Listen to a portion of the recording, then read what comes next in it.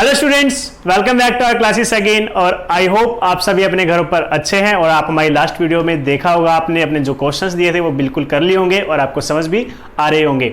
अगर आपको फिर भी कोई प्रॉब्लम है तो आप बिल्कुल कमेंट में लिखकर बता सकते हो। आप अपने टीचर से बात करने के लिए बिल्कुल फ्री हो।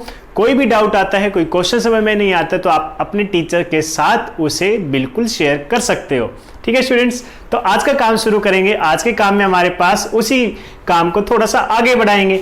हमने कल किया था question number 3 and question number 4, तो आज की वीडियो में करेंगे क्वेश्चन नंबर 5 से स्टार्ट करेंगे और 5 के बाद फिर लास्ट क्वेश्चन हमारा क्वेश्चन नंबर 6 भी करेंगे। क्वेश्चन नंबर 5 आपको देखो क्या कहता है। ये दो एंगल्स हैं। अब दोनों एंगल्स के पास क्या है, टू आर्म्स AB और BC, DE और EF। ठीक है, ये दो आर्म्स आपके पास हैं। ये दोनों आर्म्स आपस में पैरेलल है और यहां पर ये दोनों आर्म्स आपस में क्या है, पैरेलल है। ठीक है, उसने वो पहले ही बता दिया, the two arms of the angles are parallel. Okay, अब आपको कहा है कि ये तो 70 डिग्री है, ABC कितना है, 70 डिग्री। टू एंगल्स आपको फाइंड आउट करने के लिए कहा, DGC, that means this one, ये वाला एंगल फाइंड आउट करने के लिए कहा। उसके बाद एक और एंगल कहा है DEF, ये एंगल आपको फाइंड आउट करने के लिए कहा गया है। ये क्वेश्चन बहुत ही छोटा और आसान दोनों है। ठीक है, तो चलो जल्दी से स्टार्ट करते हैं। अपनी पेन ले लीजिए, नोटबुक्स ले लीजिए और लिखना स्टार्ट कर दीजिए और साथ के साथ इसको समझते भी रहिए। शुरू करें। ओके, सो यहां पर लिखेंगे here AB is parallel to DG। DG भी कह सकते हो, DE भी कह सकते हो, क्योंकि दोनों ही क्या है, एक ही लाइन है। DG या DE एक ही तो लाइन है। ये कौन सा अलग अलग लाइन है, DG या DE, एक ही बात है, तो मैं DG कह देता हूं। ठीक है, या फिर चलो DE कहेंगे। ठीक है, क्योंकि आर्म्स के बारे में बात हो रही थी। एंड एक चीज और, अब BC is parallel to EF। अब एक चीज और रह गई, वो कौन है, एंगल ABC। ABC कितना है, 70 डिग्री। ये है वो चीजें जो आपको क्वेश्चन में गिवन है और आपने यहां पर लिख ली है। नाउ फर्स्ट पार्ट के लिए जहां पर DGC आपको फाइंड आउट करना है, उसके लिए आपको क्या करना पड़ेगा। फर्स्ट पार्ट के लिए हेयर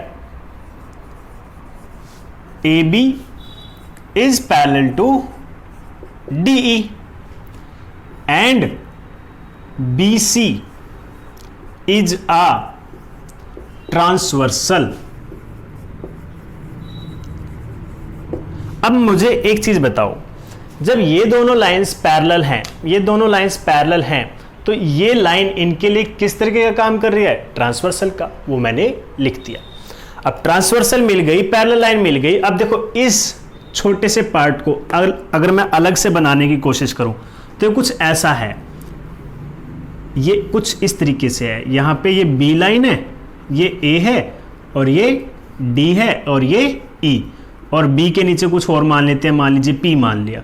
अब दो लाइन पैरेलल, एक एंगल यहां पर है, एक एंगल यहां पर है। मुझे नहीं लगता मुझे आपको बताना पड़ेगा कि ये कौन से एंगल्स हैं। एम आई राइट? Okay, very good. तो ये दोनों एंगल्स कौन से बनेंगे आपके, यस। हाँ, एक बच्चे का आंसर ठीक है, एक बच्चे का गलत है। जो गलत है वो दोबारा अपना ठीक कर लो। और इसका आंसर बनेगा, क्या बनेगा, yes you are right, corresponding angles. तो यहां पे लिख सकते हो, सो एंगल कौन सा, DGC is equal to angle ABC। और रीजन क्या रहेगा यहां पे, कोरस्पॉन्डिंग एंगल्स। ओके, अब ABC की वैल्यू तो हमें यहां पे गिवन है, गिवन में यहां रखेंगे DGC is equal to 70 degree. ठीक है, इसका नाम रख दो इक्वेशन 1। और यहां पे आप बता भी सकते हो कि ABC की जो वैल्यू है ना 70 डिग्री, वो हमारे पास क्या थी, गिवन थी, इसलिए हमने यहां पे वैल्यू पुट कर दी और आपका फर्स्ट पार्ट का आंसर आ गया। देखा, मैंने कहा था ना, छोटा और इजी, और बिल्कुल यही हुआ है। चलो कोई बात नहीं, अब सेकंड पार्ट की बात करते हैं। सेकंड पार्ट, यहां पर भी सेम 3 लाइनें लिखी जाएंगी, इससे ज्यादा कुछ नहीं लिखा जाएगा। क्या लिखोगे? हियर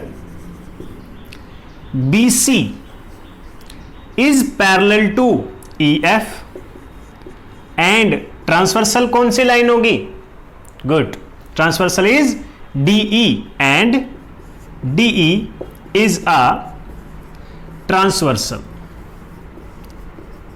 ओके, ट्रांसवर्सल का काम कर रही है। अब यहां पर कैसा है? यहां पे कुछ इस तरीके से, ये दोनों लाइनें इस तरीके से जा रही हैं और ये ऊपर से आया यहां पे इस तरीके से। एक एंगल ये रहा और एक एंगल ये वाला, ठीक है। और मुझे नहीं लगता दोबारा से आपको बताने की जरूरत पड़ेगी कि वो कौन से पेयर है। सिंपल सी बात है, वो कौन से पेयर है? Yes, you are right. हाँ, तो जिन्हें नहीं पता वो देख लो, कोई बात नहीं, टेंशन नहीं लेनी है बिल्कुल भी, बिल्कुल प्यार से आराम से क्वेश्चन करने हैं, ठीक है। तो यहां पे अब क्योंकि आपको कौन सा फाइंड आउट करना है? DEF। DEF आप लिखो, DEF इज इक्वल टू किसके इक्वल बनेगा? जो ऊपर की तरफ रेड वाला है, ऊपर कौन सा रेड है? DGC,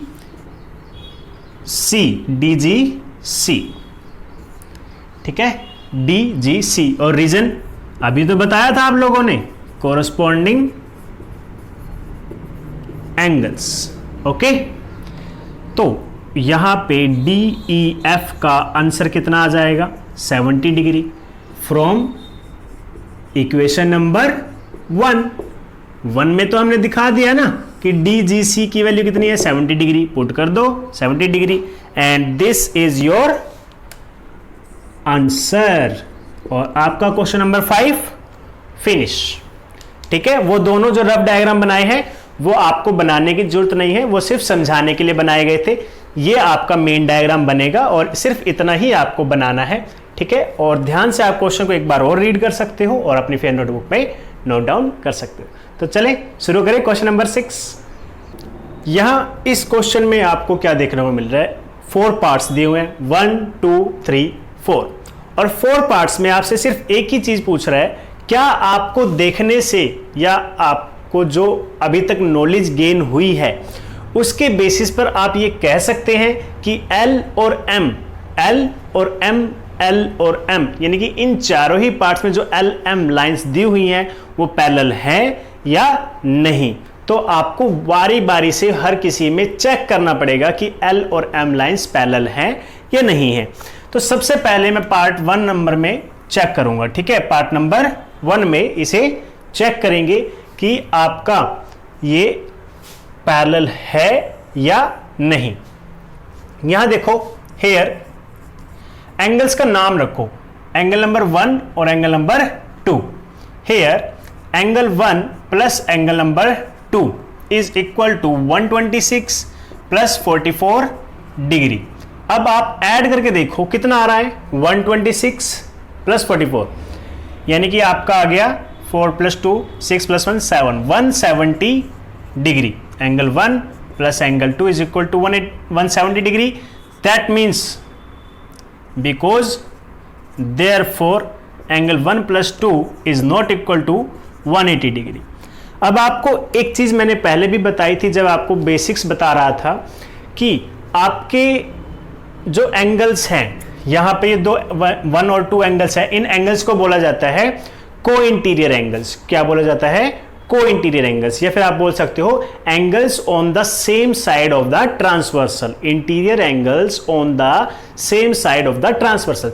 ट्रांसवर्सल के राइट हैंड साइड पर इंटीरियर एंगल्स, अगर लाइंस पैरेलल हैं तो इन दोनों का सम कितना होना चाहिए? 180, लेकिन यहां पर कितना है? 170 डिग्री। तो आप कह सकते हो कि ये दोनों लाइन पैरेलल नहीं है। तो यहां लिखोगे so L is not parallel to M। L is not parallel to M। Simple था। इसी तरीके से यहां पर देखो, अब एंगल्स का नाम दो, 1 2 और 3, ठीक है। अब यहां देखो angle 1 is equal to angle 2। Y?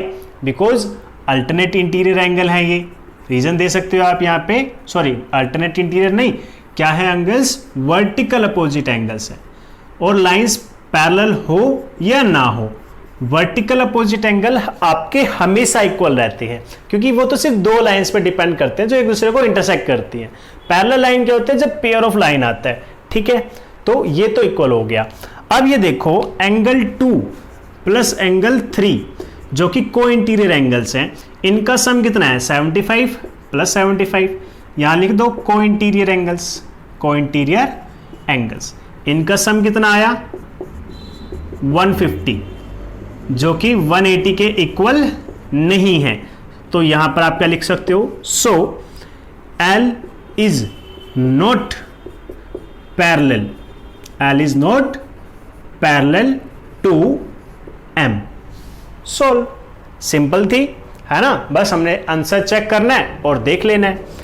इसी तरीके से थर्ड पार्ट में एंगल्स का नाम दो।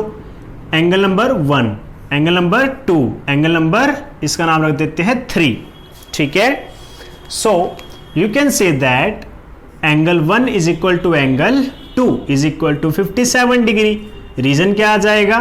Vertically opposite, vertically opposite angles. Okay, क्योंकि अभी फोर्थ पार्ट के लिए भी थोड़ा स्पेस चाहिए।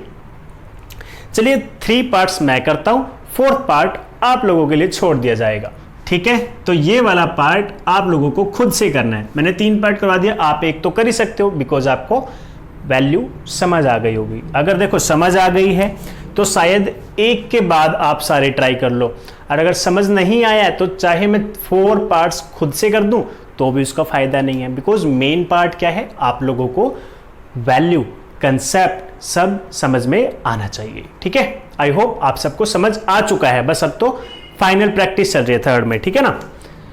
तो यहां पर देखते हैं angle 2 plus angle 3, 57 degree plus 123 degree. तो देखते हैं इनका सम कितना आएगा, और इनको लिख दो co-interior angles, co-interior angles. Sum कितना आया? 180 डिग्री, ठीक है, is equal to 180 degree. So L is parallel, L is parallel to M, क्योंकि को इंटीरियर एंगल्स का सम 180 है, इसीलिए L क्या है? पैरेलल हो चुकी है M के। अगर को इंटीरियर एंगल्स का सम 180 नहीं आता है तो लाइंस एक दूसरे के पैरेलल नहीं हो सकती।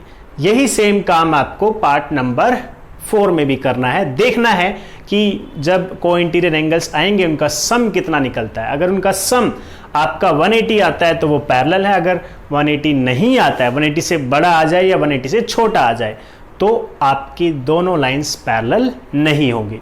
तो आई होप स्टूडेंट्स आपको समझ आ गया होगा। आपने बहुत सारे कंसेप्ट पढ़े हैं, कोरस्पॉन्डिंग एंगल्स पढ़ा है यानी कि relatively same position, alternate interior angles पढ़े यानी कि रिलेटिवली अपोजिट पोजीशन, और आपने वर्टिकल अपोजिट एंगल्स पढ़े हैं यानी कि आपकी जहां पर लाइंस क्रॉस करती हैं उनके आमने सामने वाले एंगल्स वर्टिकल अपोजिट एंगल्स होते हैं, जो कैसे रहेंगे? आपके इक्वल रहेंगे।